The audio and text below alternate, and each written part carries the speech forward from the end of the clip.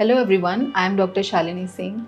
I'm your fertility consultant from 9M Ankura Fertility. So today we are going to discuss various fertility treatment options for both men and women. If a couple is married and they're having unprotected intercourse and they're not able to conceive from last 1 year, it's the time for them to get evaluated. So any couple who has infertility, that means they have not conceived even after 1 year of trying, can have various causes for infertility. So the first step in treatment for infertility is evaluation. Evaluation of both men and women. And when a woman approaches the doctor, first step we do is we take a good history and to know about her menstrual cycle and her past medical history. And a scan will be done to see your uterus and your ovaries. And some blood tests, hormone tests to know her basic hormone profile. For men, they may go for a simple test like semen analysis, which needs at least 5 days of abstinence. So once your basic evaluation is done and we know that there is no other problem and the couple is young in their 20s, they can still try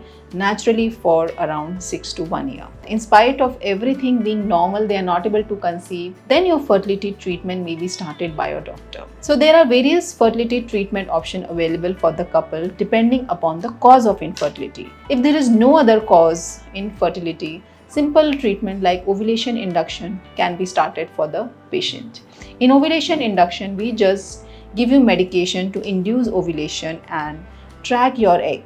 And when your egg is around 19 to 20 millimeter and your endometrium is good, doctor will give you a trigger injection for the egg rupture and you can have a timed intercourse and this may help you to conceive.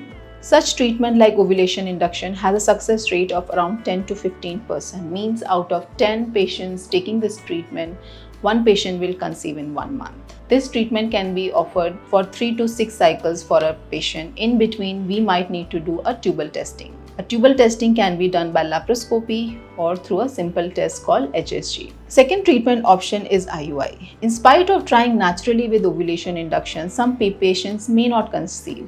In those patients, we might have to go for intrauterine insemination. Intrauterine insemination may be directly advised to the patients who have sperm motility issues and unexplained infertility. IUI is a simple technique where sperms are prepared with the help of a centrifuge and sperms are selected on the basis of motility. So both ovulation induction and IUI are natural methods of pregnancy. In these treatments, sperm and egg selection is done by the nature and success rate for IUI can be up to 15 to 20%. So we can give IUI treatment for up to 3 to 4 cycles for the patient, and in spite of these treatment, if the patient fails to conceive, it's better to step up the treatment. I would strongly recommend patients not to go for IUI just because they don't want to go for IVF. Third most important and the advanced treatment for infertility is in vitro fertilization or IVF, or commonly called as test tube baby.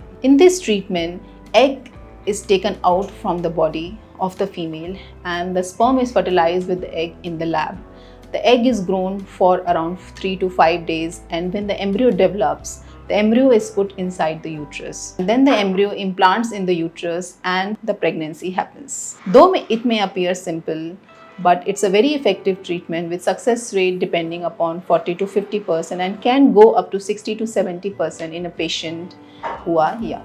Other treatment option like diagnostic hysterolaparoscopy is also offered to the patient.